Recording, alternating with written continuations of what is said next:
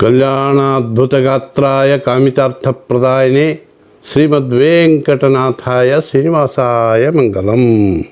ಶ್ರೀ ಗುರುಭ್ಯೋ ನಮಃ. ಹರಿ ಓಂ. ಮಕರ ರಾಶಿಯ ನನ್ನ ಆತ್ಮೀಯ ಬಂಧುಗಳಿಗೆ ಸ್ವಾಗತ. ಈಗ ನಾನು ಜುಲೈ ತಿಂಗಳ ನಿಮ್ಮ ರಾಶಿ ಫಲಗಳನ್ನು ತಿಳಿಸುತ್ತಿದ್ದು, ಗುರುಗ್ರಹ ನಿಮಗೆ ಪೂರ್ವ ಪುಣ್ಯ ಸ್ಥಾನವಾದಂತಹ ವೃಷಭ ರಾಶಿಯಲ್ಲಿ ಪಂಚಮ ಸ್ಥಾನದಲ್ಲಿ ಇದ್ದು ನಿಮಗೆ ಇಡೀ ವರ್ಷ ಸಂಪೂರ್ಣ ಫಲಗಳನ್ನು ನೀಡುತ್ತಾರೆ.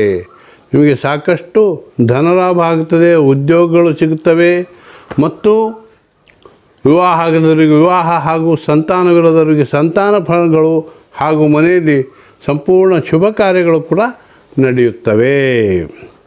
ಅದೇ ರೀತಿ ನಿಮ್ಮ ಧನಸ್ಥಾನ ಅಧಿಪತಿಯಾದಂಥ ಶನಿಗ್ರಹ ತಾಮ್ರಪಾದದಿಂದ ನಿಮ್ಮ ರಾಶಿಯನ್ನೇ ವೀಕ್ಷಿಸ್ತಿರೋದ್ರಿಂದ, ಅಂದರೆ ಕುಂಭರಾಶಿಯಿಂದ ನಿಮ್ಮ ರಾಶಿಯನ್ನೇ ವೀಕ್ಷಿಸ್ತಿರೋದ್ರಿಂದ, ದಿನಾಂಕ 29ರಂದು ವಕ್ರಿಯಾಗಿ ನಿಮ್ಮ ರಾಶಿಯನ್ನು ವೀಕ್ಷಿಸೋದ್ರಿಂದ ನಿಮ್ಮ ರಾಶಿ ಅಧಿಪತಿ ಆಗಿದ್ದು ಕೂಡ ಶನಿಗ್ರಹ ನಿಮಗೆ ಜಯ ಹಾಗೂ ಧನಲಾಭಗಳನ್ನು ನೀಡುತ್ತಾರೆ. ಬಂಧುಗಳೇ, ಇನ್ನುಳಿದ ಗ್ರಹಗಳ ಫಲಾಫಲಗಳನ್ನು ನಿಮಗೆ ತಿಳಿಸ್ತಾ, ನೀವಿನ್ನೂ ನಮ್ಮ ಯೂಟ್ಯೂಬ್ ಚಾನಲ್ಗೆ ಸಬ್ಸ್ಕ್ರೈಬ್ ಮಾಡಿಕೊಂಡಿದ್ದರೆ ದಯವಿಟ್ಟು ಸಬ್ಸ್ಕ್ರೈಬ್ ಮಾಡಿಕೊಡ್ರಿ. ನಿಮಗೆ ಎಲ್ಲ ಮಾಹಿತಿಗಳು ಅಪ್ಡೇಟ್ ಆಗುತ್ತವೆ.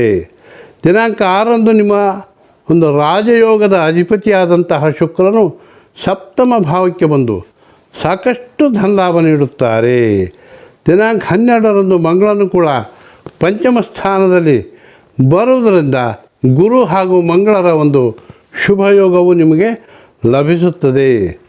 ಮತ್ತು ದಿನಾಂಕ 16ರಂದು ರವಿಗ್ರಹ ಹಾಗೂ 19ರಂದು ಭಾಗ್ಯಾಧಿಪತಿಯಾದಂಥ ಬುಧಗ್ರಹ ಸಪ್ತಮ ಸ್ಥಾನಕ್ಕೆ ಬರೋದ್ರಿಂದ ನಿಮಗೆ ಸಾಕಷ್ಟು ಕಾರ್ಯಜಯ ಹಾಗೂ ಧನಲಾಭಗಳನ್ನು ನೀಡುತ್ತಾರೆ.